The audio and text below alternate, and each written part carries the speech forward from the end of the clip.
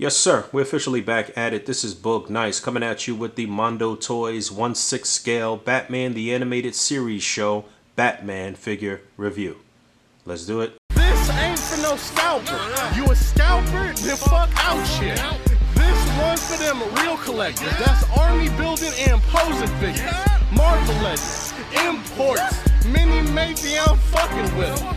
Hype beast, we know about you. Stay buying figs, don't know about it. And a quick look at the side of the box. You can see a picture of Batman up at the top. It says Batman the Animated Series, Batman 1/6 scale collectible figure, DC logo, Batman logo, Warner Brothers logo down at the bottom. And more of the same on the opposite side, except you can see the Mondo Toys logo there, right above the Batman 1/6 scale collectible figure imprint. And there's a quick look at the back of the package, very similar to the back of the package for Mr. Freeze. You can see the skyline of Gotham City, and you can see the bat signal above it, over it, engulfing it. And just like the box for Mr. Freeze, the front flap can open to reveal a quote on the left side. It says, "Reports of a huge bat creature the size of a man. Remind you of anybody? Batman." All right, let's get this bad boy open and see what's what. Alright, here we go. Bruce Wayne, aka Batman, as seen in the Batman the Animated Series show and later on in the Batman the Adventures Continues show. This is Mondo Toys' take on the unique character designs from that show. I believe this is their fourth figure from the line. They've done two Batmans, Mr. Freeze, which I already reviewed, which was sort of like a cel-shaded version of Mr. Freeze, as was one of the Batmans, and Catwoman, which I think should be dropping like right about now. If you know me, you know I'm not really a huge fan of 1/6 scale. However, I do recognize that these figures do photograph really nicely. Shout out to my man Brandon, aka Posable Productions, and the fine folks at Mondo for making this review possible. Brandon is not really somebody who reviews figures, so he sends them my way so I could take a look at them and show them to you guys. He's probably the person taking the best photos, the best ACBA of anything Batman the Animated Series related in the world, no question about it. If it's one thing that the larger scale offers over the smaller 6-inch DC collectibles scale is better articulation. I think the figures here are obviously a lot more durable than the DC collectibles version. You know, those had a lot of QC issues early on, and it's only but so far you can push any one of those figures before you're gonna get a break. But these seem durable, they seem pretty posable for the large scale. And again, it's such a unique design that in order to keep the aesthetic and the look of the show, there has to be some sacrifices with less articulation. Still, I think they do a good job of towing the line here and giving you decent articulation and still giving you that look that we know and love from the show. Two things I noticed right out of the package is that the new figure smell was super potent on this guy and that he was very top heavy. It's a little more difficult to stand this guy than Mr. Freeze, partly because Batman's feet are much smaller than Mr. Freeze, and secondly, again, like I said, he's pretty top heavy.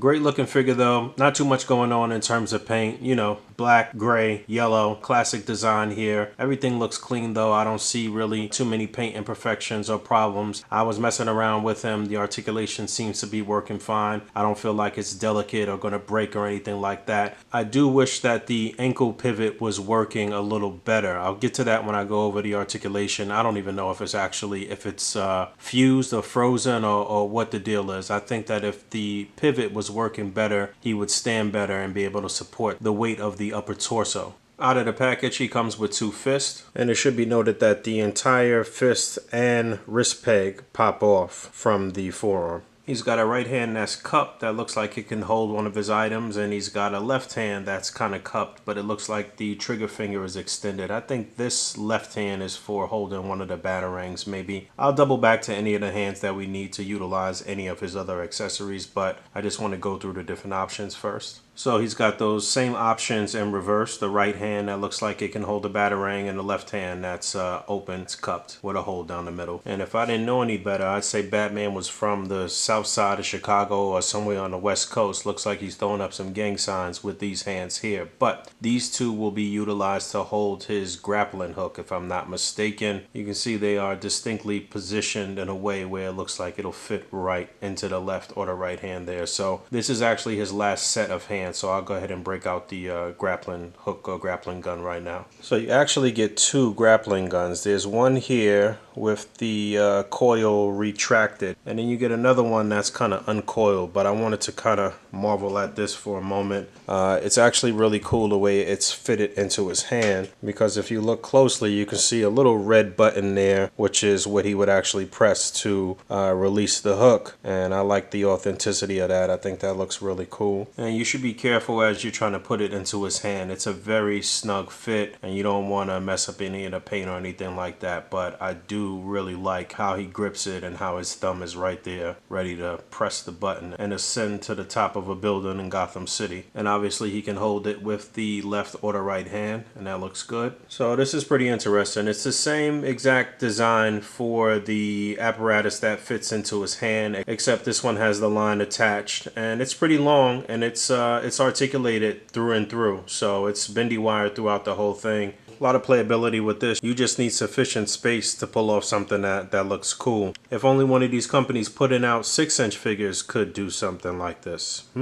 I'd say if you fully extend this and get it straight out, it would be over a foot. So maybe like 1.5 feet or something like that.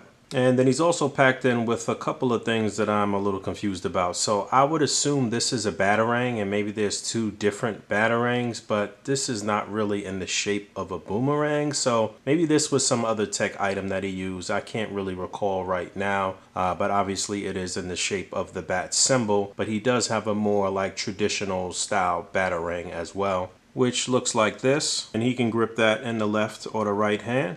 And then he's packed in with this little contraption. I'm not sure what this is. I feel like maybe this is what he would use to signal for the Batmobile to come, maybe. I don't know. It looks like a little Pez dispenser with a little button on the top, similar to the button that we saw on the grappling gun. He's also packed in with this little cassette. Yeah, this looks good. All of the accessories look good, and they look pretty accurate to what I remember from the show, and they, you know, they match up perfectly with his costume and whatnot. And there's more. He's packed in with this little gas mask, which I definitely remember seeing him utilize a couple times in the animated series. And it is like a working band too. It does have some elasticity to it, so you know it does fit around his head perfectly and fits on the front of his face. It looks good. He's also packed in with this thermos.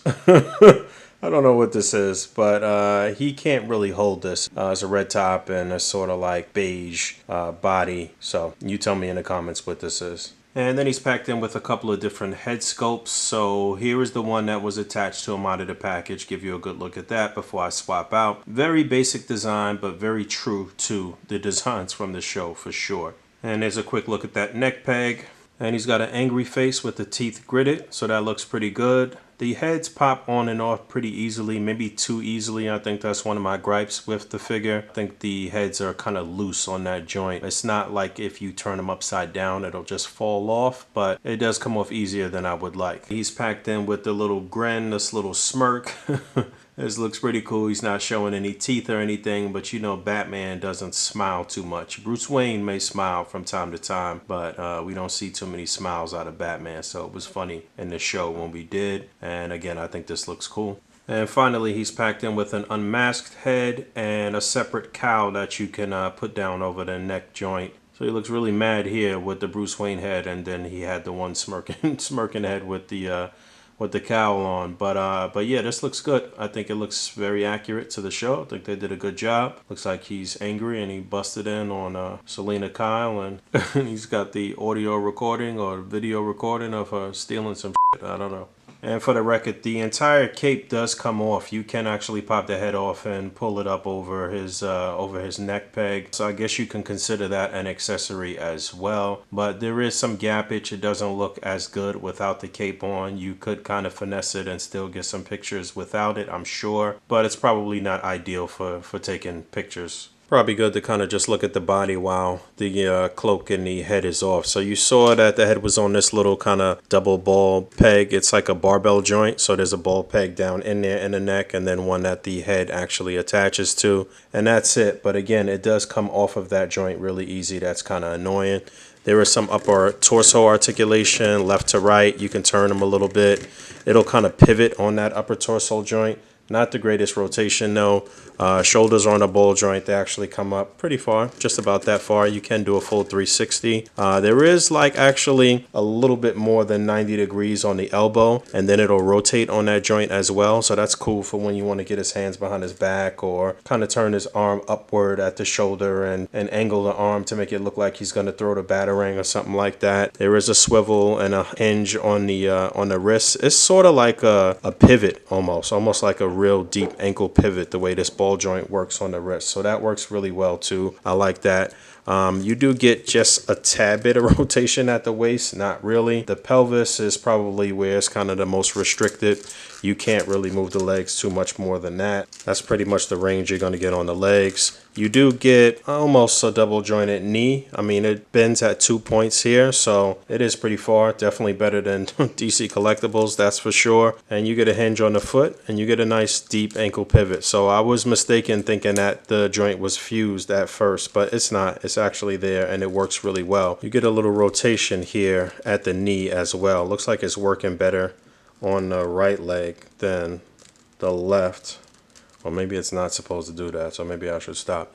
But yeah, because he is so top heavy, it is a little difficult. It is a challenge to get him to stand. I will say that the cape actually weighs a little bit too. So with that off, it is a weight off of his shoulders, literally. But obviously, you're not going to want to do much displaying of Batman without his cape and cowl, you know? He is packed in with a stand for that purpose, just like Mr. Freeze was packed in with the stand. It's a kind of strange mechanism for holding him tight, you know? It's got the hook around his crotch area. I guess that is how a lot of 1/6 scale figures are packed in with stands. I guess the stands really kind of grip them and hold them tight so they don't fall over. All right, one size comparison, and I'm gonna get up out of here because I don't have too many 1/6 scale figures from the Batman the Animated Series line to compare. I only have these two, so I did review Mr. Freeze, and like I said, this is the cell shaded version, so really the other cell shaded Batman should go along with this Mr. Freeze. But I do still have a couple of the DC Collectibles Batman the Animated Series figures. So you see Batman here with the cloth cape. This is the one that fits best in the Batmobile. And I do have a couple vehicles. I do have the Batmobile and I do have the Batwing, which I never actually opened. I do want to get the Batcycle and I want to get the Batcave and just have the big vehicles basically. So I'll get around to that at some point. But you can see how the aesthetic is